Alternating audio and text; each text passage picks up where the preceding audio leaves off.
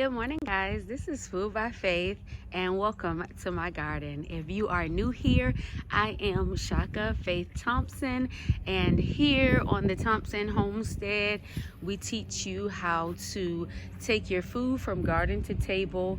Not only the food that you grow in your vegetable garden, but also the flowers that you grow in your garden. So as you can see, the winter garden is looking a little rough.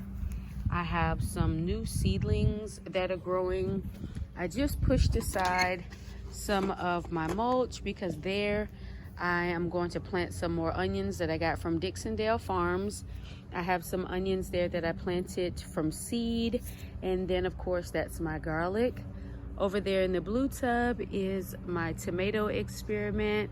That is going to be left until next until next growing season, which our last frost is projected to be March the 6th.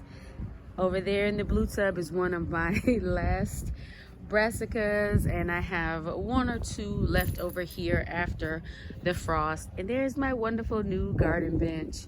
But guys, here I buried some ginger, so I'm leaving that be so that when the spring comes, it will bloom out. Over here, I buried some compost, and as you can see that things are breaking down, so I am going to actually add more compost and then more soil here, and I'm going to plant some onion bulbs here. I'm going to raise this up off of the ground just like I have the one over there, and I'm going to put some compost in the bottom. As a matter of fact, I'm going to put some food scraps in the bottom, then some compost, then some soil on the top, and I'm going to plant some onion bulbs here, and then the rest of the onion bulbs will go in this section. That way I know that these areas will not be touched. They will not get overwatered, they will not get underwatered. I want this area to be separate strictly for the onions and garlic because they have a long growing season and they need to rest. So later on, I'm going to bring you guys along to show you the plan that I have for my spring garden 2023. Over here usually is where I have my tomatoes, but I'm not going to do that this year. I'm actually going to put peppers there and cucumbers, and then I'm going to put my tomatoes in this bed over here with basil. So it'll be tomatoes and basil there, and it'll only be cherry tomatoes this year. I'm not planting any large tomatoes. I'm leaving these two beds strictly for my North Georgia candy roaster squash will go into one, and then I'll plant some Hokkaido squash or something like that in the other one, but I want them to be over there. That way they can vine out in that area and they're not smothering or bothering anything else. And then here I'm going to keep brassicas and lettuces, so I will be planting more 1,000-head kale.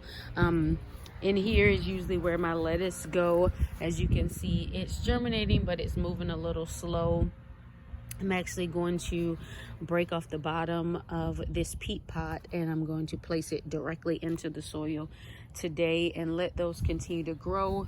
But that's pretty much the plan that I have. The only items that I'm going to sow inside in my garage this year will be peppers. Everything else will be sown in cups, and they will be placed outside. I will not be starting anything else besides the peppers in my garage, and I won't start any seedlings inside my dining room like I did last year, guys. As you remember, I had like a whole farm going last year, but here you can see where I did plant. Let me move this. I did plant some flowers here as well as some garlic. I'm going to come through and pick up some of the weeds.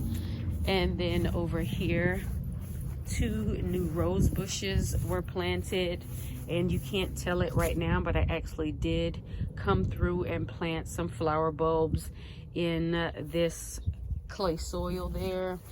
I did plant flower bulbs over here, but when I had my new fence put up, he wanted to sit the wood, the extra wood here, to try to keep it from getting too wet.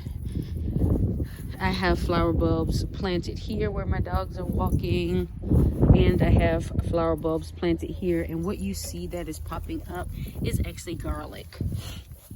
I always plant flowers in these hanging baskets, which I have some tulips that I'm gonna come through, and I'm gonna refresh this soil and plant those tulips there. Over there in the corner, if you can see it, I still need to clean up from the tornado residuals from that weather that came through, but that is my whole flower bed over there. And then in the corner, I have a flower bed. Over here, you see that I have 2 columnar apple trees that I planted in the ground. I have a combination pear that I planted in the ground, and then I also have a pineapple pear tree that came in from Ison's as well, that this week will go into the ground. I've had it for almost 2 weeks now, and it is time for me to put it in the ground. They had a special and I got it for about $20, and as you can see, it is a healthy tree, and this is how they come packaged. And I did not leave it inside my house because I wanted it to stay dormant. If you place items like that inside your home and your home is nice and warm, they come out of dormancy because they feel like it's spring. So I did leave it outside. I have some onions there, a few onions there, and some shallots mixed in. This mess of a 100-gallon grow bag, I've actually been dumping food scraps, and I've got it to the level that I want with food scraps. So what I'm going to do is go in and put some black cow as well as some potting mix, and that area is going to be designated strictly for sweet potatoes, and maybe I have a pot over there and a pot over there that I'm going to place potatoes in. Excuse me, this is going to be strawberries, not sweet potatoes, because I'm only going to plant a small amount of sweet potatoes this year, and they're going to be in grow bags.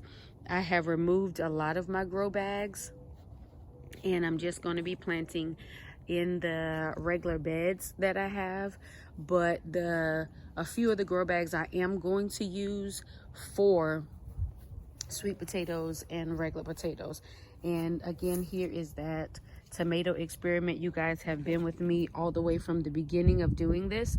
So all of my tomato scraps I actually placed in here, and then I have placed a bit of food scraps in here.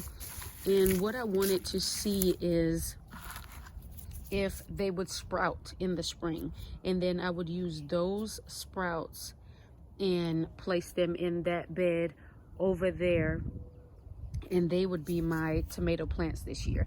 That is an experiment that I'm working on. If it works, it works. If it doesn't, I have tomato seeds. But what I wanted to do this year, like I told you, I'm only planting the cherry tomatoes because they were great last year, and we all have to kind of keep stock of what grows best in our garden. And for me, cherry tomatoes grow way better than the larger tomatoes. So instead of wasting seeds and space planting the larger tomatoes just for them not to work out, I'm going to grow with what I know, and it's going to be those.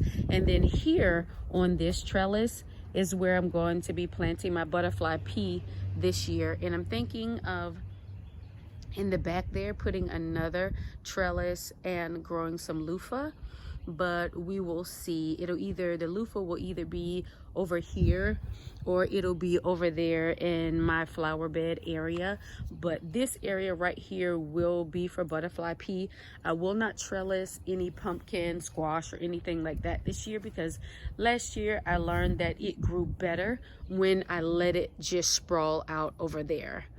And as you guys can see, I still have the candy roasted squash in my cabinet curing from last season, so I've been able to eat off of that for months. So I'm not going to change anything up. I'm going to put it back into this area over here and let it sprawl out. Whenever I had it growing up on a cattle panel trellis, it only grew one, but when the trellis broke and it started growing on the ground, the bees were able to pollinate it better and it worked out. But guys, that is